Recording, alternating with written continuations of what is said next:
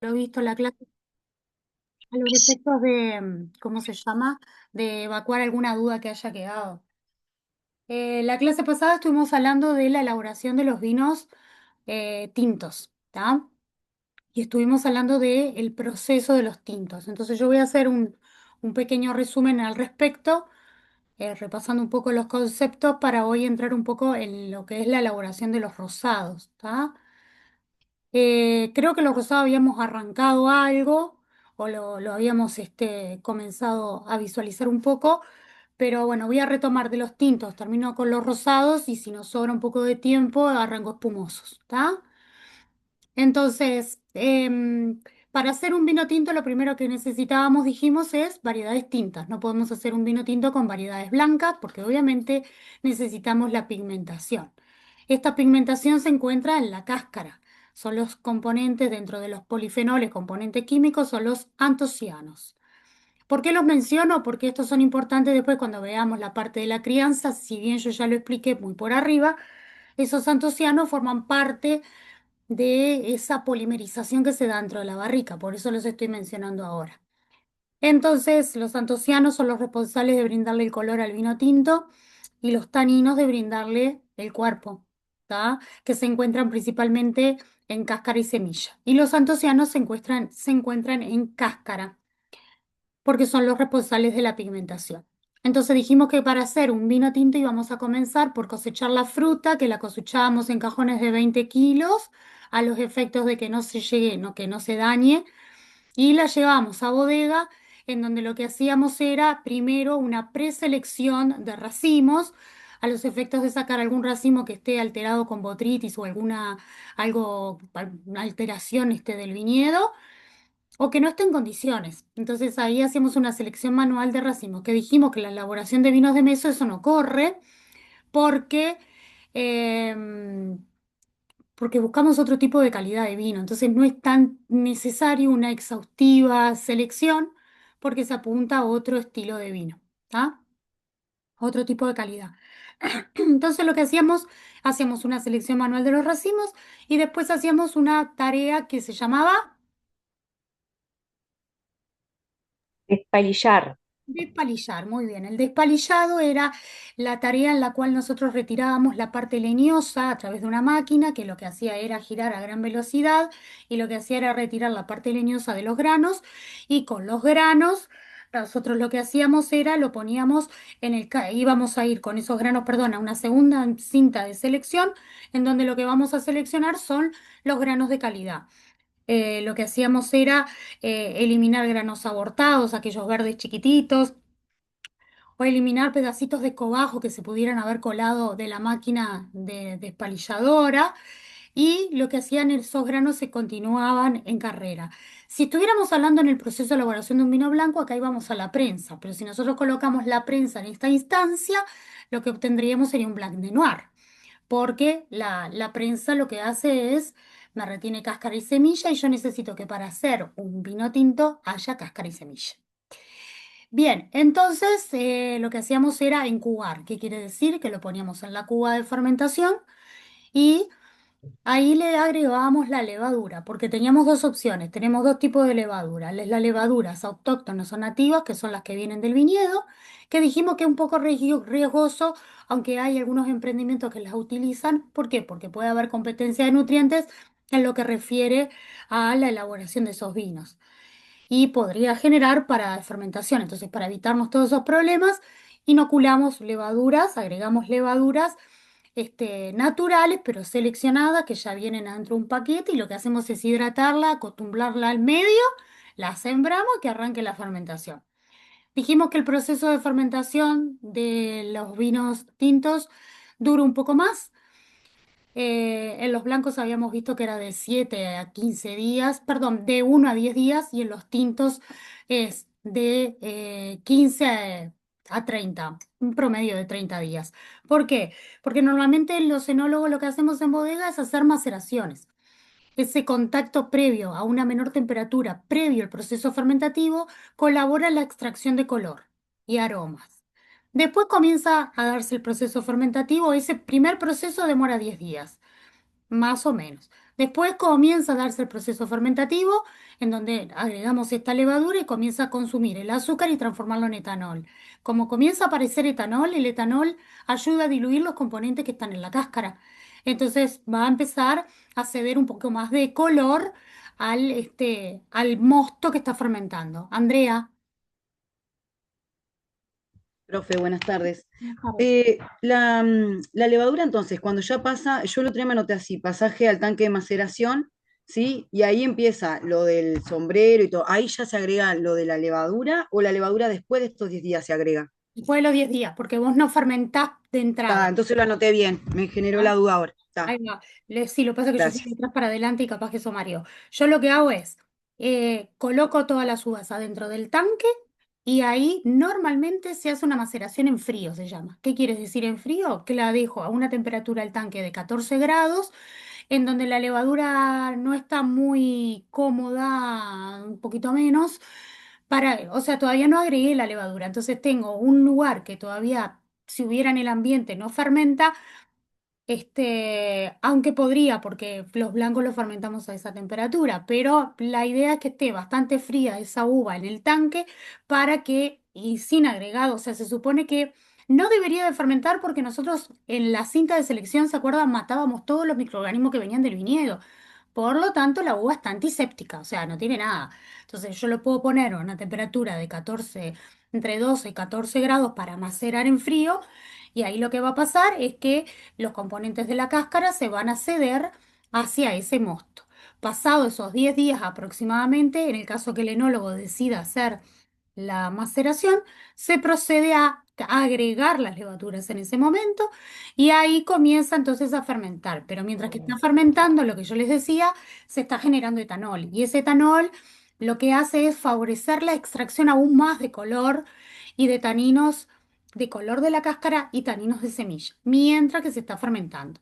Todo esto siempre con remontaje, cada 8 horas. ¿Para qué? Para poder lograr un buen contacto de ese sombrero con el mosto y que la extracción de aroma, color y sabor sea parejo para todo el jugo de uva que se está transformando en vino.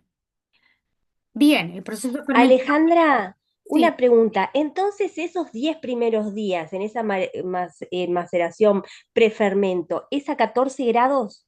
sí, es una temperatura baja, fría, sí, Baja, está. sí, sí, sí. Sí, porque después la fermentación se da entre 28 y 32. En el caso de los vinos blancos fermentaban de 14 a 16, pero acá maceramos en frío, tampoco muy frío porque si no nos pasan las cosas, como que se detiene todo, ¿no? Pero en el entorno de los 12 grados, 14, puede que alguien macere un poco más bajo, pero normalmente no, o sea, es una temperatura que esté fresca la uva, y que permita extraerlo el color y demás. Bien, entonces después que fermenta, que demora aproximadamente 10 días el proceso fermentativo, donde ese jugo de uva se transforma en vino, voy a tener el vino terminado abajo y arriba flotando el sombrero. Bien, acá está la opción, como les había comentado, de hacer una segunda maceración, perdón, tercera maceración, porque mientras que fermenta está macerando, ¿no? Se está dando en forma continua. Pero después de que fermentó y se transformó en vino, podemos hacer una tercera maceración. Esta es post-fermentativa, que es opcional. O sea, la pre y la post son opcionales. Eso depende del enólogo, ¿está bien?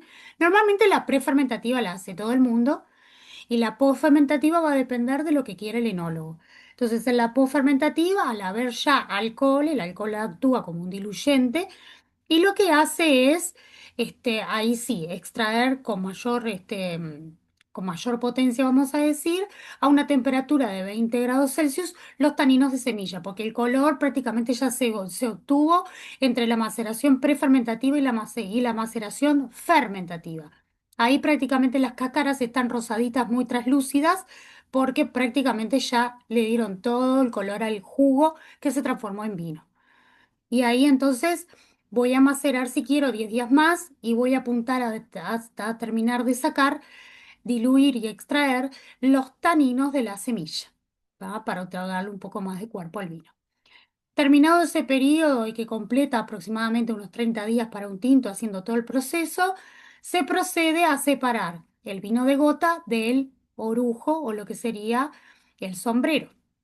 que está comprendido por cáscaras y semillas. Por lo tanto, por medio de un bombeo, en algunas bodegas lo hacen por gravedad, se saca el vino terminado y se manda a otro tanque. Y a medida que se va bajando el líquido, obviamente, con succión de la bomba, va bajando el sombrero.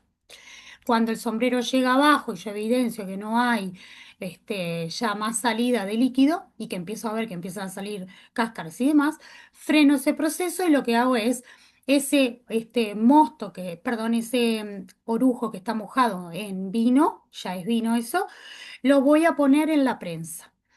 En esa prensa yo voy a hacer una prensa suave en la primera instancia y voy a tener el vino de prensa uno, ¿tá? Que va a ser una prensa muy delicada porque no quiero extraer de más los taninos que todavía tienen la semilla. Entonces se hace un prensado muy delicado. Ahí obtengo el vino de gota. El vino de prensa uno, perdón. El vino de gota es el que saqué primero.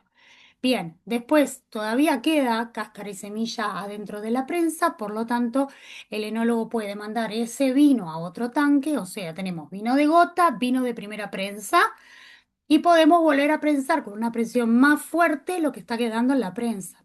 Por lo tanto, ahí voy a obtener el vino de prensa 2. ¿Tá? Ahora bien, después el enólogo puede optar, dependiendo de la calidad del vino, dependiendo lo que quiera lograr, puede optar si quiere juntar las gotas y la prensa, ¿no? O dejar la prensa por un lado y los gotas por el otro, o mandar, dependiendo de la cantidad de kilos por hectárea, como pasaba en el mosto del blanco. Puede que el vino de gota venga de una uva de 5.000 kilos por hectárea muy bajo, por lo tanto es de excelente calidad, pero la primera prensada va de repente para un vino roble, porque viene de una baja cantidad de kilos por hectárea. Y capaz que la segunda prensada va para un vino de una línea intermedia. Y capaz que la tercera prensada de ese orujo va para el vino de mesa, por ejemplo. ¿Está? O para un vino joven. Entonces, en el caso de los tintos, la separación de las calidades mediante el prensado se hace al final del proceso, mientras que en los blancos la separación de las calidades era al inicio del proceso. ¿Está? Obviamente que esto se hace así para poder obtener color y aroma, si no, no tengo nada. Bien, entonces dijimos que si es un vino joven, se va a ir a otro tanque. Primero le van a sedimentar, van a hacer las tareas de limpieza, que era la estabilización por frío, la clarificación y posterior filtrado. Se embotella y sale al mercado con el año 2025. Es un vino para tomar ya. ¿Cuánto tiempo lo puedo guardar? Y máximo 2 años, porque después comienza su declive. Bien, después dijimos que si queríamos obtener un vino con más características, empezaba a intervenir el roble. Entonces era un vino que podía guardarse más tiempo. Entonces, por lo general, lo que pasaba era que después de que el vino fermentó y obtengo el vino de gota o de prensa, dependiendo de dónde esté y lo que quiera el enólogo, lo colocaría en vez de un tanque para limpiar y sacar al mercado, lo coloca dentro de una barrica de roble para hacer el proceso de crianza. Cuando está dentro de la barrica de roble, va a estar un periodo que también depende de cada enólogo y la bodega y que estamos elaborando, pero puede ir un periodo de 6 a 36 meses. Durante ese tiempo se va a dar un proceso natural que ya habíamos explicado, que era la polimerización, en donde se da el agrandamiento molecular y eso permite que el vino viva mucho más tiempo. Bien, después de que sale de la barrica, ahí sí se proceden las etapas de limpieza, que las etapas de limpieza son las mismas, la estabilización por frío, la clarificación y el filtrado. Y otra vez, acá depende esa tarea de limpieza del producto que se quiere y lo que quiera el enólogo, porque puede evitarse alguna de las tareas de limpieza. ¿Está? Bien. Después habíamos dicho que podíamos, que en el caso del blanco, si queríamos un vino con mayor estructura, lo que podíamos hacer era como opción poder fermentar en madera y que la crianza se hiciera en otra barrica. El tema que tenemos con la fermentación en barrica es que no todo el mundo tiene la infraestructura como para poder fermentar en barrica, porque las barricas son muy pequeñas, tienen un orificio pequeño de ingreso, capaz que vos podés meter las uvas, pero para mover ese sombrero tenés que tener 3 o 4 forzudos para que te muevan, te sacudan la barrica y poder mezclar ese sombrero. Es bastante engorroso. Podríamos hacer un batonage, como hacemos con el blanco, pero el agujerito es pequeñito, entonces no me permite llegar a todo el sombrero que se pegó en la parte de arriba de la barrica. Por lo tanto, otra vez, no estoy en condiciones de poder mezclar bien ese sombrero. Hay algunas bodegas que tienen la infraestructura que lo que hacen es para poder fermentar en esas barricas, las ponen en rieles, entonces las empujan, las locas giran y entonces así se mezcla el sombrero, pero tienen que tener esa infraestructura. Eh, Algunos tienen las tapas que se desarman, no todos. Pues eso después ahí va a tener que empezar a jugar el capital que hay y la bodega quién es y cuáles son los productos que hace y demás. Lo tradicional es que no se puede fermentar en barricas de roble. ¿Por qué por esto? Porque sale muy caro, porque no se tiene la infraestructura y demás. Entonces se utilizan los fudres. No sé si se acuerdan, el fudre es como un tanque grande de acero inoxidable, pero elaborado en roble.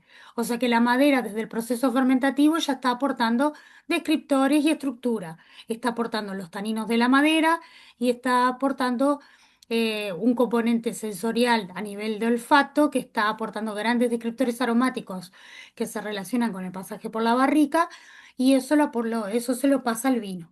¿Tá?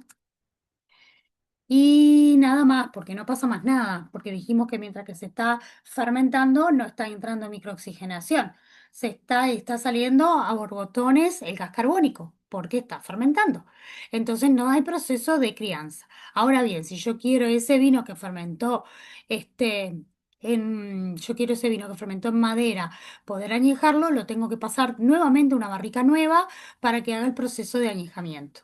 Y ahí va a estar también lo que quiera el enólogo con una base de 6 meses a 36 meses, dependiendo del producto que se esté elaborando. Y bueno, y ahí hasta ahí llegamos. Entonces los tintos dijimos que podíamos fermentarlos en acero inoxidable o cemento y limpiarlos una vez que estén prontos y sacarlo al mercado, vino tinto joven. Se podría hacer la variante de que fermenten acero inoxidable o cemento, donde mantenemos mucho el carácter frutal y lo ponemos en barrica, donde hay un intercambio, se prolonga la vida del vino y hay un intercambio con la madera. Si queremos darle mayor aporte al vino, más estructura, podríamos fermentar en madera, pero para eso utilizamos los fudres que tienen las características del propio recipiente, en donde se cuenta con una tapa superior, una canilla y demás, como para poder conectar la bomba y hacer un remontaje, logrando así, dentro de la madera, dentro del fudre, una óptima mezcla entre el vino que se está procesando y las cáscaras y la semilla. Y bueno, básicamente eso. Y si es de crianza, ese vino podría ir a otra barrica, no a un fudre, a otra barrica, a hacer el este, proceso de crianza normal. Bien, y hasta ahí nos quedamos con los tintos. Dudas que tengan. Obviamente, antes que nada, los tintos hacen toda la fermentación. Hacen fermentación alcohólica, que es el proceso por el cual las levaduras consumen el azúcar y lo transforman en etanol, gas carbónico y calor. En el caso de los tintos, todos los vinos llevan a cabo su fermentación maloláctica, en donde el ácido málico propio de los vinos es transformado en ácido láctico. Vamos de un ácido fuerte a un ácido más débil y esta segunda fermentación la llevan a cabo bacterias lácticas. Por lo tanto, estos vinos van a tener una baja acidez, es poca, pero es una baja acidez, y van a tener un aumento en la complejidad aromática. ¿Tá? Y esto le brinda estabilidad, porque el bicho que estaba en el medio, ahí, que está flotando, que se da normalmente en forma natural, come y muere. Entonces es un bichito menos que tenemos de riesgo en el proceso del embotellado. ¿Alguna duda? ¿No? Bien. Bueno, ¿qué habíamos empezado a ver de los rosados? Empezamos a hablar algo de los rosados, ¿verdad? Esperen que le voy a buscar la clase. Nosotros dijimos que para hacer un vino rosado, lo que íbamos a necesitar es sí o sí variedades tintas, porque no podemos hacer un vino rosado de variedades blancas, porque necesitamos que esté el componente de color. A ver.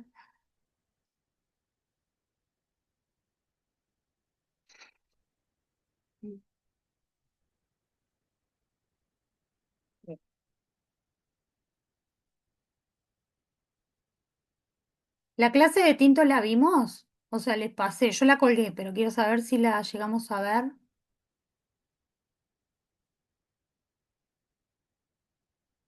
No me acuerdo si la llegamos a ver ¿Te toda. revisa los videos? No, al PowerPoint. Sí, la tenemos que haber visto toda. Sí, la vimos, sí. Sí, Sí, lo sí, vimos. la vi. Ah, bien. Voy a compartir pantalla entonces para poder visualizar rosados. ¿Se ve ahí? Sí. Sí.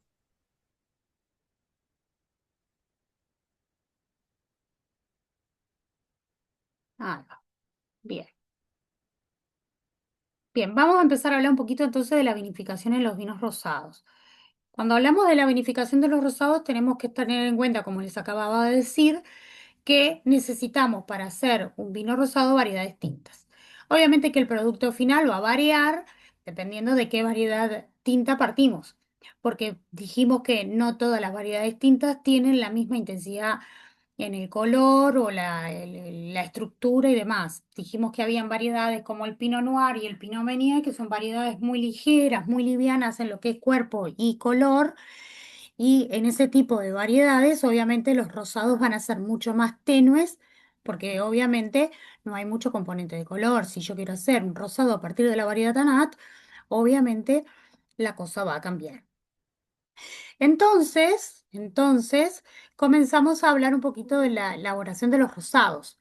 Y nosotros habíamos visto que el rosado, entendíamos por vino rosado, el que se obtiene mediante el proceso de fermentación alcohólica del mosto de una variedad tinta parcialmente coloreado. La coloración obtenida puede deberse al débil contacto con las cáscaras, o sea, con los ollejos, con el mosto o por cortas maceraciones del mismo. Los vinos rosados se pueden elaborar de dos formas: por vinificación en blancos a partir de uvas tintas, obteniendo el mosto previamente por o prensado directo o sangrado. ¿Tá? Los rosados representan el 9% del mercado mundial. Y esto que yo les estoy hablando de que puede ser por prensado directo o por sangrado, vamos a ver las dos formas. Creo que igual lo mencioné, pero vamos a verlos igual. Bien, vamos a tener dos estilos de vino rosado. Yo quiero ver si lo pongo, a ver si lo tengo en la presentación. Déjenme ver. Ven acá, eh, a ver si esto nos puede ayudar. Ven acá que está mucho más clarito el rosado y ven que este es un rosado más fuerte. ¿Tá? Esto lo que me indica, esto es el tiempo de maceración con las cáscaras. Entonces, a medida que ustedes dejan menos tiempo en contacto esas cáscaras con el jugo de uva, entonces la coloración va a ser cada vez más, más tenue. Y a medida que el tiempo de contacto con las cáscaras aumenta, obviamente la coloración también se incrementa. Entonces tenemos como dos grandes familias de vinos rosados. Los vinos con una paleta de colores que provienen del prensado directo, o sea que son más bien como medios transparentones con algún tipo de color rosa, que normalmente tiende al piel de cebolla, como si fuera este que está acá, pero bien clarito. Y después tenemos los vinos de maceración. ¿Qué son los de maceración? Son los que están en contacto con las cáscaras por un bajo periodo de tiempo a los efectos de poder obtener esa coloración deseada. Y obviamente si están en contacto con las cáscaras, las tonalidades de esos vinos rosados no van a ser tan tenues y tipo color piel de cebolla. Va a haber más reflejos violáceos porque está en contacto con las cáscaras y con el mosto. Entonces va a haber una mayor liberación de color. Bien, entonces vamos a ver cómo sería el proceso. Eh, Comenzamos por utilizar, como les dije, variedades tintas. Entonces ahí yo le puse recepción de las uvas y selección correspondiente. Despalillado, ya comienza a liberarse los antocianos que se encuentran en el ollejo cuando éste se parte y se incuba y se procede a la maceración correspondiente del mosto con sus ollejos. Según el producto que se busca obtener, siendo el tiempo de maceración desde pocas horas hasta 2 días en algunos casos. La maceración se realiza a muy bajas temperaturas para evitar el comienzo de la fermentación alcohólica. A veces no hay maceración y luego del prensado ya se encuba rápidamente. Una vez que el enólogo determina el color buscado, procede a separarle el mosto de los ollejos, quedó separado eso. La separación del jugo coloreado naturalmente se obtiene entonces y observar el procedimiento para valorar mejor la técnica. Se procede, como en otro paso, al proceso de fermentación alcohólica en tanques refrigerados, permitiendo un control de temperatura más exacto. Y acá el proceso por el cual vos vas a fermentar un vino rosado es como si fuera la vinificación en blancos, o sea, como si estuvieras elaborando un vino blanco, porque voy a tener en un tanque solamente el jugo coloreado, porque las cáscaras y semillas quedaron en el tanque original. ¿Tá? Bien, entonces, vinificamos como blanco, que quiere decir solo el jugo por 7 a 10 días. Finalizado tenemos ese vino rosado fermentado, cosecha 2025 y una vez que está pronto se estabiliza por frío, se clarifica, se filtra y va al mercado. ¿Ah? Que es todo lo que estuvimos hablando. Y esta imagen que la mostré hace un ratito ejemplifica un poquito lo que es las maceraciones. Entonces, si yo prácticamente lo, meto los racimos enteros en la prensa y aprieto rápidamente, me voy a quedar con un color bien translúcido, ¿tá? Con muy poquito color. Y eso porque probablemente ese vino fue hecho a través de una corta maceración. Ahora bien, cuando nosotros dejamos macerar ya por un periodo de, no sé, 4 a 6 horas, más o menos, por un determinado cantidad de tiempo, los componentes de la cáscara, esos antocianos, van a comenzar a pasar al mosto y eso va a hacer que que tenga más concentración de color. Y el color va a ir en incremento. ¿Tá? Entonces, las maceraciones hacen que yo tenga un rosado un poco más fuerte y cuando tienen prensado directo, normalmente son rosas muy, muy pálidos. Bien, después hay una terminología que está buena saberlo, que se llama el clarete. ¿Tá? Yo le puse definición aquí del vino, del libro de Estela de Frutos, Hablar de vinos. Es un vino que por su elaboración puede definirse como tinto, pues resulta del descube anticipado de una fermentación en contacto con los ollejos. Sin embargo, en la legislación de algunos países permite que resulte de un corte, una mezcla entre vino tinto y vino blanco. O sea que depende del lugar. En algunos países realizan los claretes de la siguiente manera. Sobre el mosto blanco colocan las uvas tintas para lograr el color deseado. En Uruguay el clarete ha sido tradicionalmente un vino de consumo popular. Toda la vida quien no dijo, ay, yo tomé clarete o el clarete, ¿no? Fueron elaborados con las uvas tintas de menor valor enológico hasta la década de 1980. En la misma época, a nivel local e internacional, comenzó a imponerse la elaboración de tintos ligeros y rosados más subidos de color, reduciendo el lugar de los rosados. En la actualidad, entonces, en Uruguay, el clarete es un vino de mesa cuyo color y perfil sensorial asemejan a un rosado. Fuente, hablar de vinos. Bien, entonces acá, Profe, sí, perdón, sería cuando hablas de descube, sería el sangrado que, o no, sea, el resultado no, el descube quiere decir que lo sacás de la cuba. pero lo sacaron eh, A ver qué decir. antes, no sé, capaz que entendí mal yo. Ay, a ver, déjame ver. ¿Dónde está eso? Está al comienzo, me quedé con la idea de que podía ser una parte del sangrado ese que sacás y retirás, pero no, en realidad es que nada, estaba macerando y se sacó de la... Es un Eso. vino que por su elaboración puede definirse como tinto, pues resulta del descubre anticipado de una fermentación en contacto con los ollejos. Acá empezó a fermentar con las cáscaras, ¿tá? Pero lo descuban antes como que termine, ¿no? Entonces, Claro, antes del tinto. Ahora sí, está. antes que tome más color. Pero no es un sangrado, porque acá ya está fermentando. El sangrado es previo. Claro, ahí se me generaba la duda. Ahí era Ahí que me... está. Bien, gracias. No, no, de nada. Bien, ¿cómo nace el claret de Burdeos? Que es otro tipo de vino, ¿no?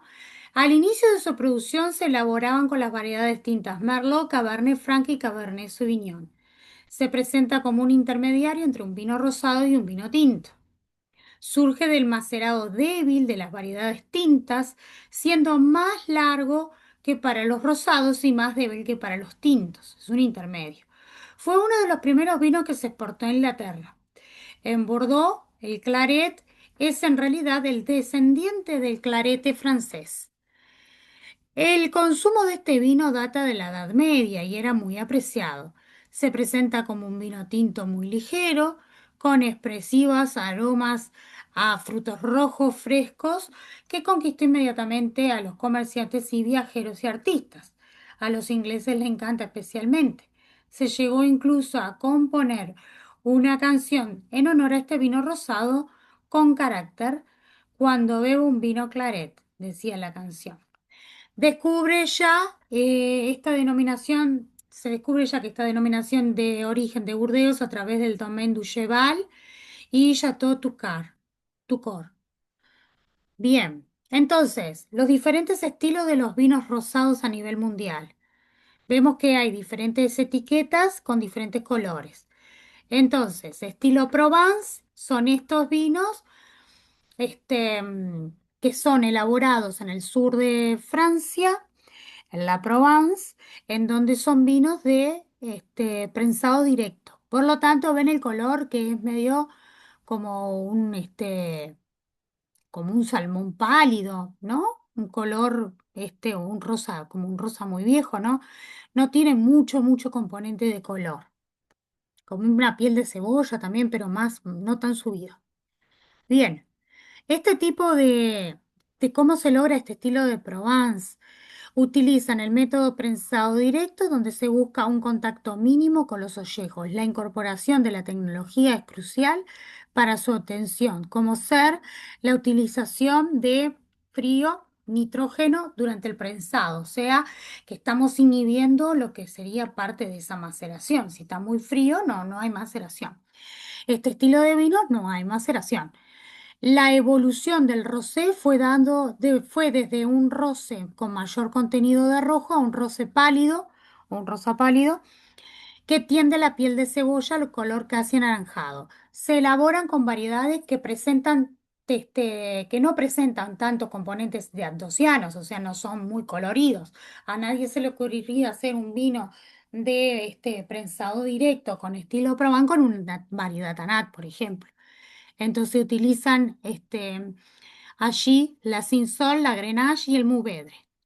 Bien, vinos del mundo, consumo en verano, vinos de consumo rápido y de reintegro de dinero en forma este, rápida.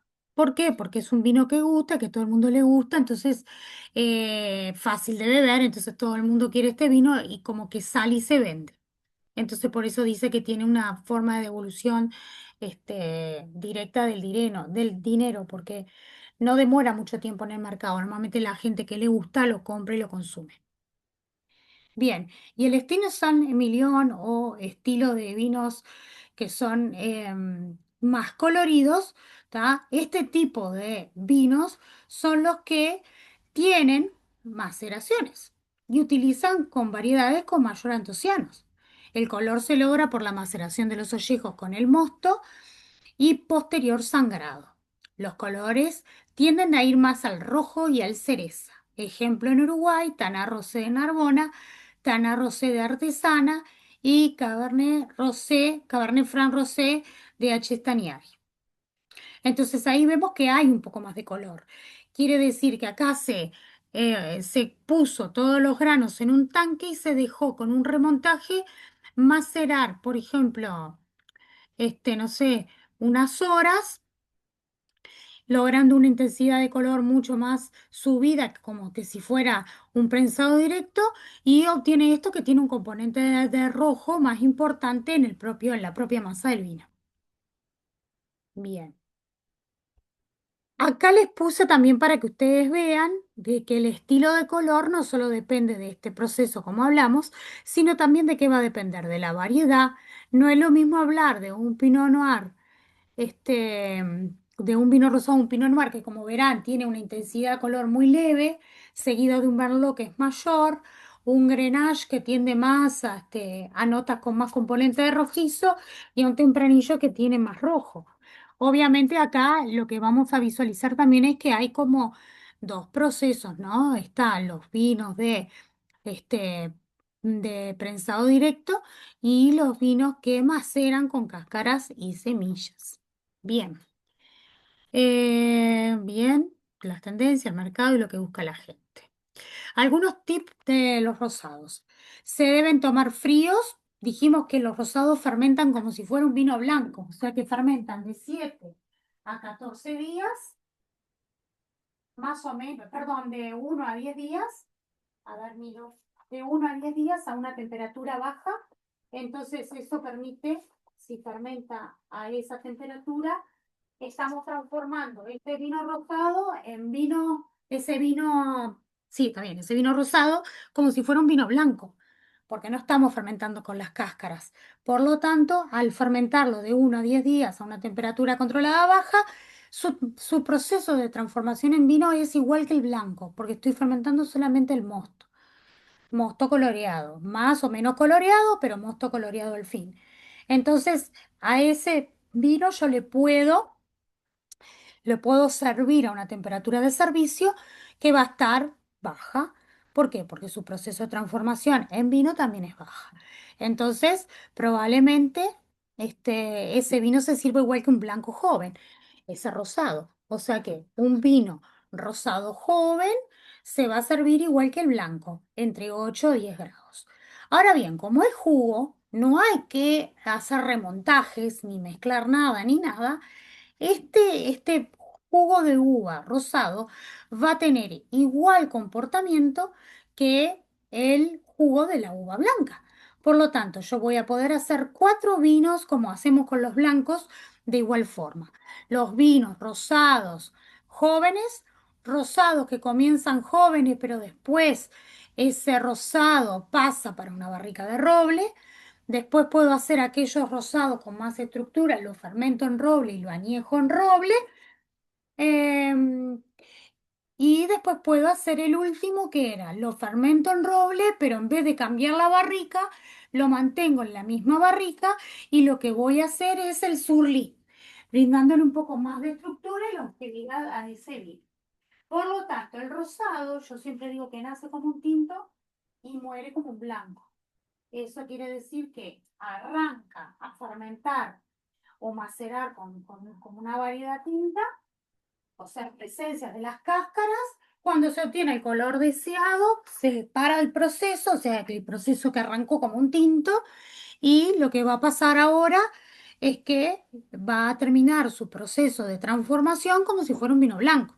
Por lo tanto, cumple las mismas temperaturas de servicio que un vino blanco y cumple los mismos procesos que un vino blanco. ¿Está? Bien. Dudas que tengan con respecto al rosado. Ay, acá había una pregunta y no la vi. Pará. No, no, fui yo Ah, que avisé porque tuve que sacar la cámara porque me no, yo también la quedaba saco porque yo me paro congelada. cada 5 minutos por el perro, entonces la saco por eso. Bien, bien. Dudas que tengan con respecto al rosado. No, ¿No? Profe, sí, donde Dime. dijiste en la diapositiva con frío, con nitrógeno, ¿qué es una incorporación de nitrógeno o solamente frío nada más? Ah, A veces se le agrega nitrógeno para ayudar a extraer más componentes de las cáscaras y si que no haya, se saca lo que es el componente del oxígeno para que no haya oxidaciones. ¿Tá? Se desplaza, una tarea enológica. bien, gracias. No, de nada. A ver, me voy a fijar si tengo algún videíto. Capaz que está bueno eso para visualizarlo.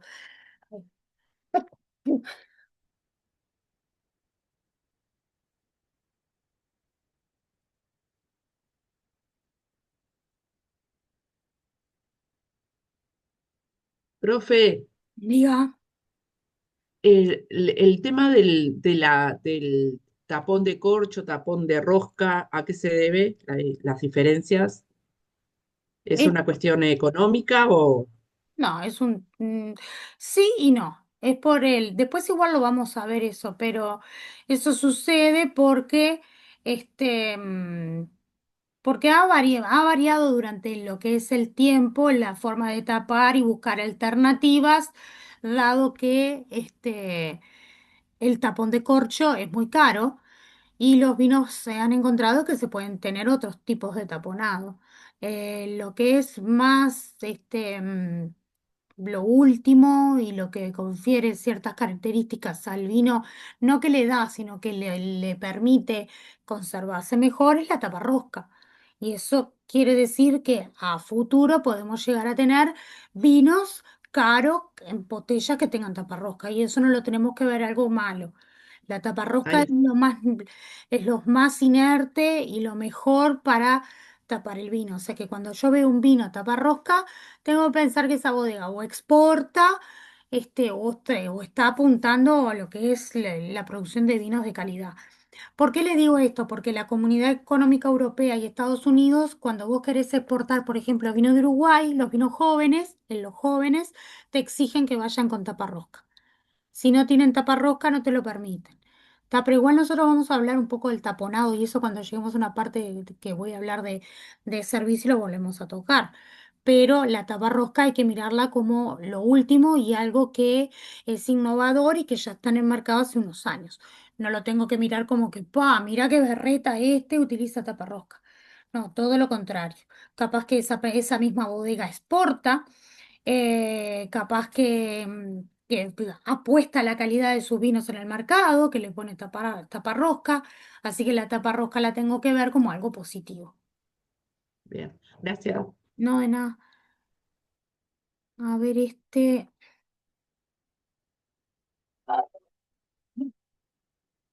más, Domi? Hola amigos, soy el enólogo José. Ahí va. Vamos a compartir. ¿Dónde está el Zoom? Acá.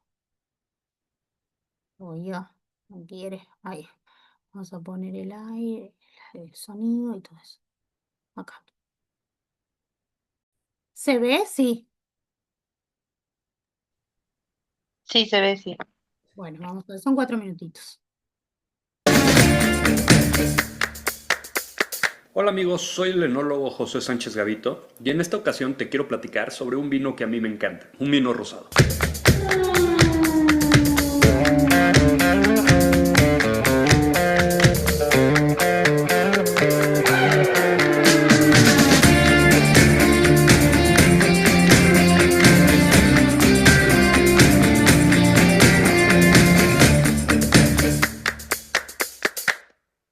En lo particular vamos a platicar de este Beaujolais de Francia, que es un rosado hecho con la uva Gamay.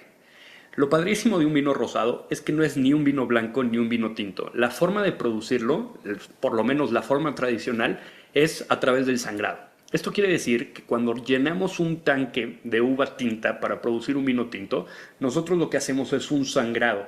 Antes se tiraba este vino a las coladeras y no se... Perdón, te consulta. Nosotros hablamos del sangrado de la clase pasada, yo lo expliqué, ¿no? Que en realidad nosotros, cuando nosotros pensamos en macerar y eso, normalmente lo estamos haciendo para producir un vino tinto. Y es lo que dice el enólogo, yo lo expliqué la vez pasada, pero por las dudas lo comento, que el sangrado, como dice él, antiguamente se tiraba.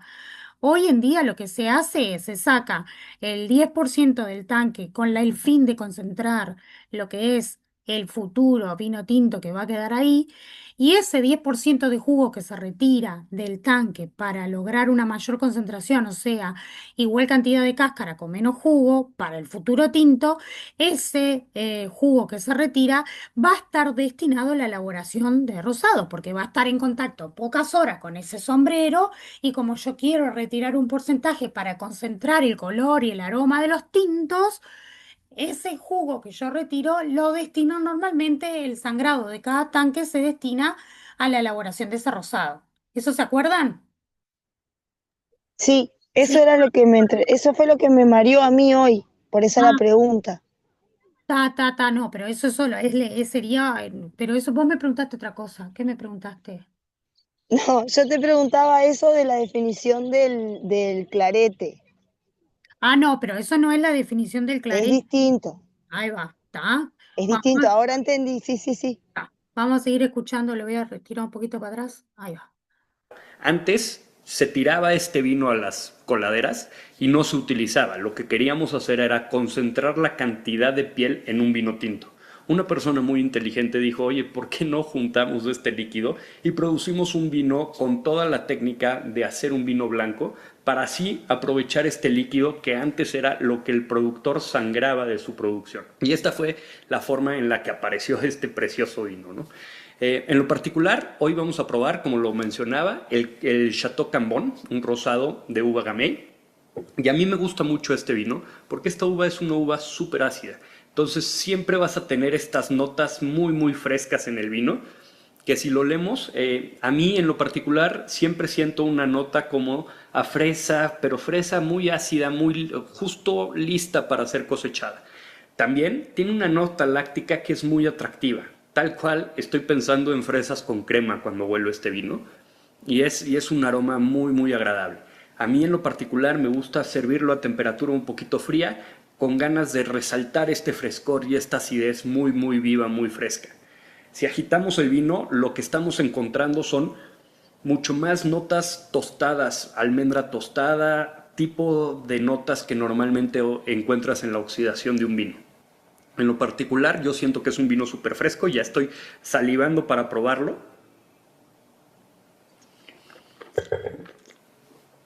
Y en boca nuevamente resalta esa acidez muy fresca. Sin duda lo vas a disfrutar muchísimo y es un vino que tenemos que probar. El vino rosado está un poquito satanizado porque tal cual, no es ni un vino tinto ni un vino blanco, pero siempre hay una ocasión especial para probarlo. Cualquier día que estás en una terraza, en un clima cálido, cuando tienes calor, es un gran vino para este tipo de eventos. Salud y nos vemos en la próxima.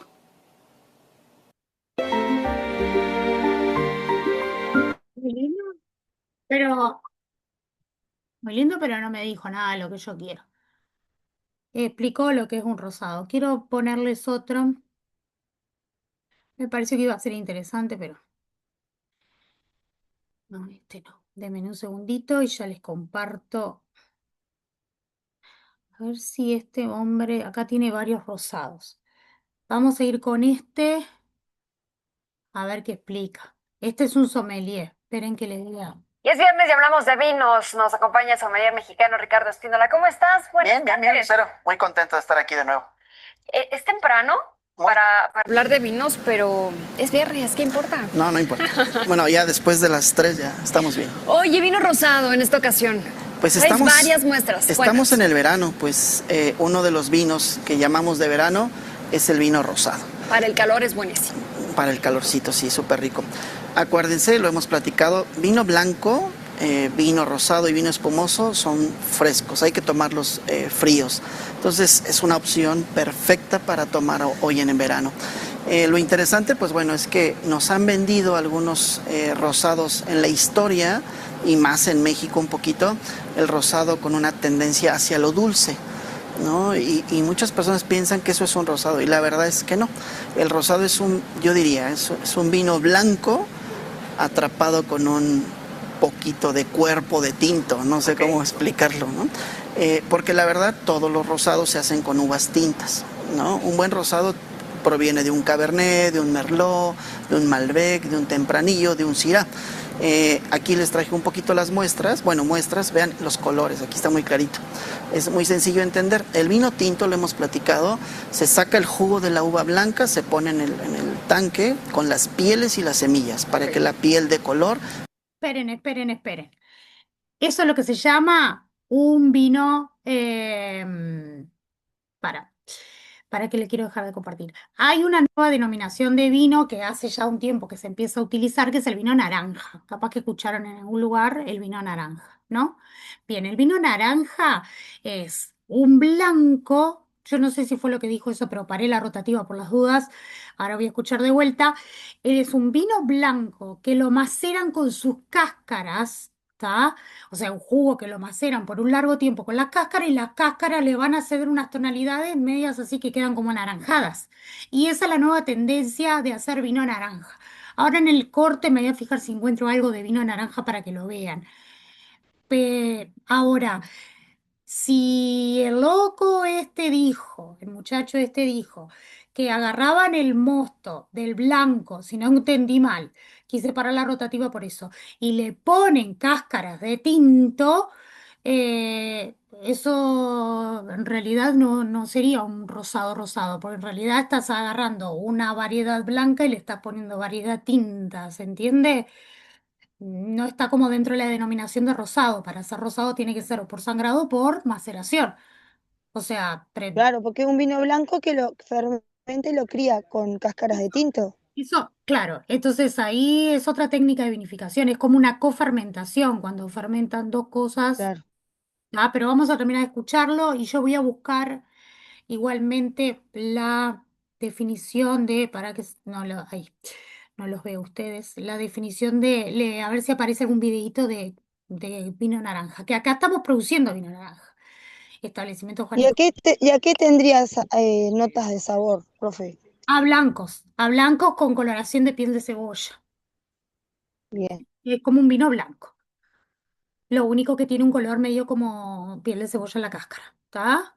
Es esa la única diferencia. Y la semilla de esta sensación rasposa, astringente en la boca. Y el rosado pues va más o menos sobre de esa línea, nada más que la piel se deja por unas pocas horas, ¿no? Aquí tenemos unos Esperen ejemplos que voy a ir para atrás para ver qué. de se pone en el tanque. Es muy sencillo de entender. El vino Ah, tira. Aquí les traje un poquito las muestras. Bueno, muestras, vean los colores, aquí está muy clarito.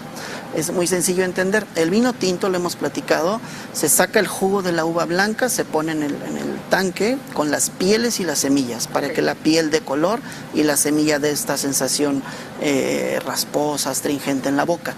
Y el rosado pues va más o menos sobre de esa línea, nada más que la piel se deja por unas pocas horas, ¿no? Aquí tenemos unos ejemplos de horas de maceración. Ok, ¿no? ese es más fuertecito. Más fuertecito, estamos hablando de casi 20 horas, 25 horas de maceración. Y cambia el sabor. Sí, vamos hacia lo tinto un poco, hacia una sensación astringente, pero no dejan de ser frescos y tener acidez, que es algo bien importante en el mundo de los rosados. Yo lo recomiendo mucho para comer, la verdad son grandes opciones para toda la comida que tenemos en México, estos como pues un poquito especiados, ligeramente picantes, un poquito el rosado va extraordinario, ¿no? ¿Con qué tipo de platillos en específico? Pues, ¿Mariscos se puede? mariscos, Estamos en todo. bien, ya se me está metiendo en maridaje este hombre. Hay que destacar algo. Para poder hacer maridaje tenemos que tener conocimiento de cómo sabe un vino blanco y los diferentes estilos de vino blanco, que es lo que yo les estaba tratando de explicar. Lo mismo con las diferentes variedades tintos. O sea, nosotros tenemos que probar el blanco o probar el tinto y ver cómo es aromáticamente, su intensidad colorante, cómo es en estructura, en cuerpo, el grado alcohólica, sus aromas, como para poder imaginarte con qué podría ir. O sea, hay que probarlo. No hay vuelta. O sea, cada vez que a ustedes le ofrezcan a futuro, ay, vamos a hacer un evento y vamos a servir este vino. Bueno, está, no, tengo que probar el vino. Y tengo que ver si va con esto que tú preparaste. No es lo hago al tuntún porque el libro dice que es bueno, porque capaz que hay algún ingrediente que no va y te termina arruinando o el plato o el vino. Entonces las personas capaz que lo degustan y se terminan dando cuenta de que hay algo que, o sea, O van a matar a uno o van a matar al otro. O van a matar al vino o te van a decir que el plato está espantoso. Y capaz que es el vino. O sea, que capaz que es la asociación incorrecta que genera eso. Entonces, lo que está hablando él, que está hablando de maridaje, hay ciertos alimentos, como todos los que son rebozados o fritos, ¿tá? O los que son muy picantes, que no son nada fáciles de maridar, son los más complejos. Esos tipos de comidas que son complejas y que no son fáciles de maridar porque tienen estructura y demás, normalmente lo que se hace en ese tipo de alimentos se maridan con rosados. Y obviamente no con todos rosados. Por eso hay que probarlos también, porque no es lo mismo un rosado de maceración, como es el que está ahí en la imagen, que 20 horas de macerado, que es casi, casi, casi como un tinto muy ligero, con uno que sea de un prensado directo que prácticamente no tiene color. Van a ser individuos totalmente distintos. Entonces uno va a ser mucho más suave, muy elegante en boca, y el otro va a tener mucho más estructura, más allá que los dos tengan acidez, como dice él, que es verdad, pero van a ser individuos distintos y con comidas diferentes. Por más que estén dentro de la gama de los rosados, son diferentes procesos y no se puede maridar con el mismo alimento. Hay que degustar para ver si es, o sea, eso lo vemos en la parte sensorial en boca, si realmente se podría decir que ese platillo que ustedes elaboran iría bien con ese vino. Primero hay que hacer la cata del vino independiente, imaginárselo y después probarlo con el alimento. Vamos a terminar esto así corto. ¿no? En la vacación. Todas las conchas, todos los ceviches, tal vez.